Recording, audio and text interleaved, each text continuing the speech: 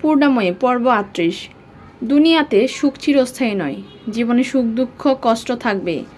বেশি দিন পূর্ণার কপালে সুখ স্থায়ী হয় না, কোনো না কোনো বিপদে এসে হাজির হয়। বিকেল পেরিয়ে সন্ধ্যা নেমে আসে। সন্ধ্যাবেলায় চারদিকে অমাবস্যা রাতের মতো অন্ধকার।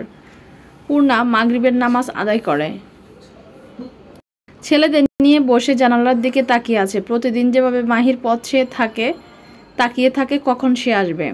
আজকে বাসায় ফিরবে কিনা অনিশ্চিত। ফেরজাদ নাম করা উকিল নিয়ে গেছে মাহিকে ছাড়িয়ে আনতে। মোহনকে আদেশ দিয়ে গেছে পূর্ণাকে কোনোভাবে বাসা থেকে বের হতে দিবে না, চোখে চোখে রাখছে। মাহিকে ছাড়া পূর্ণার সময় থমকে গিয়েছে, এক মুহূর্ত বাসায় থাকতে পারছে না। আলী বারবার মায়ের মুখের দিকে তাকাচ্ছে, কৌতূহল হচ্ছে তার বাবা কি বাসায় আসবে জানার। জিজ্ঞেস করলো, আম্মা বাবা কি আসবে না? আসবে বাবা, আজকে দেরি হবে। আমি জানি আম্মা বাবা কোথায় আছে, তুমি বাবার কাছে যাও। তোমার দাদা নজরে রেখেছে, বের হতে দিচ্ছে না বাবা। আম্মা বাড়ির পিছনে বাগানে একটা সুড়ঙ্গ আছে, ওইখান থেকে দুর্গ দিয়ে বের হওয়া যায়। আলী তুমি এইসব কি করে জানলে? আম্মা আমি দাদিকে দেখেছি, প্রায় ওইখানে যাই। আসো আমাকে দেখাও, সাবধানে, কেউ যেন বুঝতে না পারে। আলী আর পূর্ণা খুব সাবধানে বাগানে যায়। শেষ প্রান্তে বিশাল বট গাছের নিচে সুড়ঙ্গে প্রবেশ করার মুখ কাঠের দরজা দিয়ে ঢাকা। আলী দরজাটা খুলে প্যান্টের পকেট থেকে মোমবাতি আর ম্যাচ বের করে জ্বালিয়ে দেয় পূর্ণার হাতে। বলে, আম্মা ভেতরে খুব অন্ধকার, এটা নিয়ে যাও।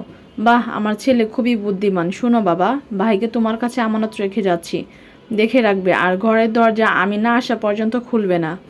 ঠিক আছে আম্মা, তুমি একদম চিন্তা করো না, তুমি যাও, আমি সুড়ঙ্গের দরজা লাগিয়ে দিয়ে যাই। আচ্ছা, তবে ফিরে এসে তোমাকে উত্তর দিতে হবে। এইসব কিভাবে জানো?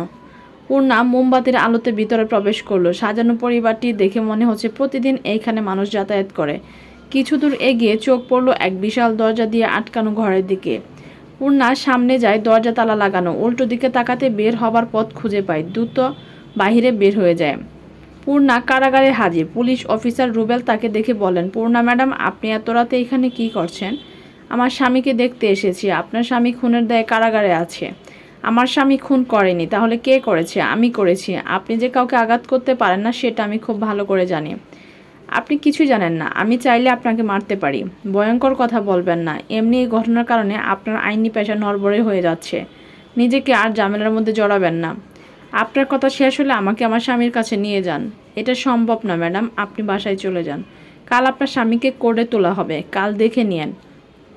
আমি আজকে এখানেই থাকবো আমার স্বামীর পাশে। হ্যাঁ হ্যাঁ, খুব মজা পেলাম। কোন অপরাধে কারাগারে থাকবেন? পুলিশ অফিসারকে মারার অপরাধে। যারা পূর্ণাকে দেখে এগিয়ে এসে বললেন, পূর্ণা তুমি এখানে কি করছো? ম্যাডাম যারা, আপনার বোনকে বুঝান। পূর্ণা আজকে দেখা করা সম্ভব না, কালকে দেখা করতে পারবে। পূর্ণা মিনমিন করে বলছে, আমি তাকে একা থাকতে দিতে পারি না। যারার কাছে গিয়ে পূর্ণা তার গালে একটা থাপ্পড় মেরে বসে। তার কাণ্ড দেখে অবাক সবাই। পূর্ণা বলল, আমি একজন পুলিশের গায়ে বিনা কারণে হাত তুলেছি। আমি অপরাধী, আমাকে কারাগারে বন্দি করুন। যদি আপনারা বন্দি না করেন তাহলে একজন অপরাধীকে ছেড়ে দেওয়ার জন্য আপনার বিরুদ্ধে অভিযোগ করব। অফিসার রুবেল হতভম্ব হয়ে বলল, আসুন আমার সাথে। স্বেচ্ছায় কারাগারে যেতে চাইছেন? আমাকে আমার স্বামীর পাশে রাখবেন। ঠিক আছে, এটা তো আপনার মামার বাড়ি, আপনি যেমনি বলবেন এমনই হবে। রুবেল কারাগারে নিয়ে যায় পূর্ণাকে। মাহি শব্দ শুনে তাকিয়ে থাকে দেখার জন্য কে আবার এই কারাগারে নিজেকে বন্দি করছে। পূর্ণাকে দেখে হতভম্ব দৃষ্টিতে তাকিয়ে আছে মাহি। সে এখানে কি করছে? পূর্ণাময়ী, তুমি এখানে কেন? আমি অপরাধী, তাই তারা আমাকে এখানে নিয়ে এসেছে। আজকে রাতে তোমার সাথেই থাকবো। রুবেল বললেন, পূর্ণা ম্যাডাম, আমাদের মহিলা অফিসার যারার গায়ে হাত তোলার জন্য শাস্তি পাচ্ছে, তার শাস্তি কাল সকাল পর্যন্ত। মাহির পাশের কারাগারে তাকে রাখা হয়। মাঝে লোহার বেড়া দিয়ে আটকানো। মাঝের লোহার বেড়া তাদের মধ্যে বাধা সৃষ্টি করছে। তার ফাঁক দিয়ে পূর্ণার হাতে চুম্বন করে বলে, তোমাকে অনেক ভালোবাসি পূর্ণাময়ী। পূর্ণা অশ্রুসিক্ত চোখ নিয়ে বলে, কেন করলে? নিজেকে কেন অপরাধী বানালে? তুমিও তো নিজেকে অপরাধী বানালে, কারাগারে নিক্ষেপ করলে। আমি তোমাকে একা থাকতে দিতে পারি না, সুখ দুঃখ একসাথে ভাগাভাগি করব। আপনি কেন একলা দুঃখের ভাগিদার হবেন? আমার প্রিয়তমা স্ত্রী, তোমার জন্য আমি কুরবান হয়ে যেতে পারি। আমার সন্তানরা কোথায়? তুমি তাদের কোথায় রেখে এসেছ? তাদের নিয়ে চিন্তা করবেন না। আমাদের ছেলে আলী খুব বুদ্ধিমতী, তার কাছে মিহিরকে আমানত রেখে এসেছি। শান্তি পেলাম, সন্তানরা ঠিক আছে জেনে। আচ্ছা পূর্ণাময়ী, আশা এখানে আছে, তোমাকে এই খবর কে দিল? সাইদ, তাকে দেখেছে আমাদের বাসায়। সাইদের হঠাৎ আমাদের জীবনে আসা, এটাকে কাকতালীয় মনে হচ্ছে না পূর্ণাময়ী? সে এমনিতে নিজের পরিবার নিয়ে ঝামেলা আছে, নিজেকে অন্যের ঝামেলায় কেন জড়াবে? আর তাকে নিয়ে আপনি চিন্তা করবেন না। পূর্ণাময়ী আপনার কাছে আপনার থাকবে। আপনার জায়গা কেউ কখনো নিতে পারবে না। পূর্ণার কপালে আলতো করে চুম্বন দিয়ে মাহি বলল, আমি জানি এই যে স্বামীর সাথে নতুন বাসায় আছো কেমন লাগছে। পূর্ণা বলল, তোমার সাথে যেখানে থাকবো সেটা আমার রাজপ্রাসাদ। মাহি হেসে বলল, মনে পড়ে বিয়ের আগে তুমি আমাকে হুমকি দিয়েছিলে আমাকে কারাগারে রাখবে। আমি বলেছিলাম যদি তুমি সেখানে থাকো আমি থাকতে রাজি। আজকে দেখো আমার জন্য তুমি চলে আসলা। পূর্ণা মৃদু হেসে বলল, হ্যাঁ, নতুন শ্বশুর বাসায় এক রাতের জন্য বেড়াতে এসেছি। দুজনে আঠাশি হেসে।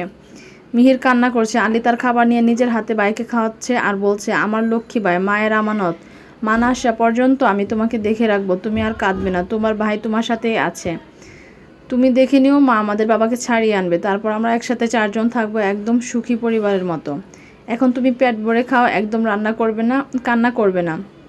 তুমি কান্না করলে তোমার কান্নার শব্দ শুনে সবাই চলে আসবে আর বুঝে যাবে মা আমার সাথে নেই। মিনিট কয়েক পর হঠাৎ দরজায় টোকা শব্দ শুনে চমকে ওঠে আলী। বাইরে থেকে আসমা পূর্ণা পূর্ণা বলে ডাকছে। যত কিছু হয়ে যাক না কেন, পূর্ণা বলেছে দরজা খুলতে না, তাই আলী দরজা খুলছে না। কিছুক্ষণ পর ফেরজাত এসে দরজা দাকাদাকি করছে। অনেকক্ষণ দরজা দাকাদাকি করার পরও কোনো সারা শব্দ না পেয়ে দরজা ভেঙে ফেলে। ভিতরে পূর্ণাকে না পেয়ে আলীর উপর খুবই রেগে যায় এবং আলীর গায়ে হাত তুলে। মিহিরকে আসমা কুলে তুলে নেয়। আলীকে বারবার প্রশ্ন করে, তোমার মা কোথায় গেছে? আলী কোনো কথা বলে না, চুপ করে থাকে। রাগান্বিত হয়ে ফেরজাত দেয়ালের সাথে ধাক্কা দেয়। আলীর মাথা ফেটে রক্ত বের হয়। সে অবস্থায় আলীকে ঘরে বন্দি রেখে রাখে ফেরজাত, বাইরে থেকে তালা দিয়ে রাখে। আসমার খারাপ লাগলেও কিছু করতে পারছে না। ফেরজাতের মুখের উপর কিছু বলার সাহস নেই। রাত কেটে ভোর হয়। লোহার কারাগারও তাদের আলাদা করতে পারেনি। দুজন দুজনের হাত ধরে ঘুমাচ্ছে। মাহি ভালোবাসার দৃষ্টিতে তাকিয়ে আছে পূর্ণার দিকে। ঘুমন্ত নিষ্পাপ চেহারাটা অসম্ভব সুন্দর লাগছে। এই লোহার কারাগারে যেন সে শান্তির ঘুম ঘুমাচ্ছে। অনেকক্ষণ তাকিয়ে থাকার পর পূর্ণা আস্তে আস্তে চোখ খুলে মাহিকে দেখে মুচকি হাসি দেয়, সুখের হাসি। মনে মনে ভাবছে, একটা মানুষ এত সমস্যা নিয়েও হাসি খুশি থাকে কিভাবে। মাহি প্রশ্ন করে, এই কারাগারে তুমি এত শান্তিতে ঘুমাচ্ছ কি করে? তোমার সাথে যেখানে থাকো সেটাই আমার জান্নাত, আমার লাগবে। হয়তো জীবনে কোনো পুণ্য করেছিলাম, তাই তোমার মতো অর্ধাঙ্গিনী পেয়েছি। তুমি শুধু আমার পূর্ণাময়ী না, আমার পুণ্যবতী। পূর্ণা মৃদু হেসে, হয়েছে, বেশ বলেছ। পূর্ণাময়ী, এখন তুমি আমার কথা শোনো। এখন তুমি বাসায় চলে যাবে। পারবো না, আমি তোমার সাথে থাকবো। সন্তানদের কথা দিয়েছি, তোমাকে নিয়েই বাড়ি ফিরবো। মাহি হাসি হাসছে। পূর্ণা অবাক হয়ে তাকিয়ে বললেন, কি হয়েছে, হাসছো কেন? খুশিতে। এখানে খুশির কি হলো? এই প্রথম আমাকে এত আগলে রাখছো। প্রিয়, তোমার এত ভালোবাসা পাচ্ছি। যদি এমনভাবে আগলে রাখো তাহলে আমি প্রতিদিন নিজেকে কারাগারে নিক্ষেপ করব। পূর্ণা অভিমানী স্বরে বলল, হয়েছে, আমি কি তোমাকে আগে এরকমভাবে আগলে রাখি নাই? রেখেছিলে নাকি? কই, মনে তো পড়ছে না। পূর্ণা অভিমানী স্বরে বলল, মজা নিচ্ছ আমার সাথে? আরে রাগ করছো কেন? কাছে এসে আদর দে। হয়েছে। মাহি মৃদু হেসে, আহ আমার প্রিয়তমা।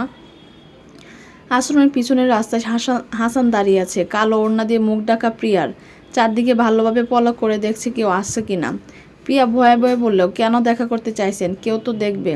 তোমাকে দেখতে ইচ্ছে করছে। এমন করে বলবেন না। আমি তোমার সাথে একটা জরুরি বিষয়ে কথা বলতে এসেছি প্রিয়া। কি? তোমার বোনের বিষয়। সে খারাপ সময় পার করছে। এই সময় তোমার পাশে থাকা প্রয়োজন, কিন্তু তুমি তার থেকে মুখ ফিরিয়ে নিচ্ছ। সে আমার মাকে হত্যা করেছে। মায়ের খুনির পাশে কিভাবে থাকি? মাহি ভাই তাকে ভালোবাসে, তাই খুনের দায় নিজের কাঁধে নিলেন। কিন্তু আমি জানি মাকে আপা মেরেছে। তাকে তো মা পছন্দ করতো না, তাই প্রতিশোধ নিল। এসব কি বলছো প্রিয়া? তোমার আপা এরকম কিছু করতে পারে না। আপনি কি এসব বলতে এসেছেন? আমি যাচ্ছি। না, দাঁড়াও, এই চিঠিটা নাও। প্রিয়া চিঠি নিয়ে বিদায় দিয়ে চলে যায়। হাসান তাকিয়ে থাকে তার পথের দিকে। আদালতে মাহি আর পূর্ণার বিরুদ্ধে অভিযোগ প্রমাণ হয়নি। গ্রামের কয়েকজন সাক্ষী দিয়েছে আশার বাসা থেকে একজন অপরিচিত মানুষকে বের হতে দেখেছে, সেই খুনি। তাই তাদের জামিনে মুক্তি দেওয়া হয়েছে, কিন্তু মামলা চলমান থাকবে। মাহি পূর্ণা বাসায় চলে আসে। মিহির কান্না করছে। ফেরজাত বসার ঘরে বসে আছে, খুবই রাগান্বিত। আসমা কোনোভাবেই মিহিরের কান্না থামাতে পারছে না। পূর্ণা ছেলেকে কোলে নিয়ে আদর করতেই থেমে যান। আসমাকে পূর্ণা প্রশ্ন করে, আলী কোথায়? আসমা কোনো কথা না বলে চোখের ইশারা দেখায়, উপরে আছে। ফেরজাত উঠে রাগান্বিত স্বরে পূর্ণাকে বলে, তোমার সাহস কি করে হলো আমার আদেশ অমান্য করার? কিভাবে তুমি লুকিয়ে বাড়ি থেকে বের হলে? পূর্ণা কোনো কথা না বলে মাথা নিচু করে দাঁড়িয়ে আছে। মাহি উচ্চ স্বরে বলল, মামা, আপনি আমার স্ত্রীর সাথে এরকমভাবে কথা বলতে পারেন না। মাহি, এ বাড়িতে সবাই আমার আদেশে চলে। নারীদের এত প্রতিষ্ঠিত হতে নেই। কিন্তু তোমার স্ত্রী আমাদের জন্য বিপদ নিয়ে আসলো। তোমার স্ত্রীর জন্য এক ছেলেকে হারিয়েছি। তোমাকে নিজের সন্তানের থেকেও বেশি ভালোবাসি। তোমাকে হারাতে পারবো না। এই বাড়িতে থাকতে হলে তোমার স্ত্রীকে সব কিছু ছেড়ে বাসায় থাকতে হবে, বাইরে যেতে পারবে না। এটা কেমন কথা মামা?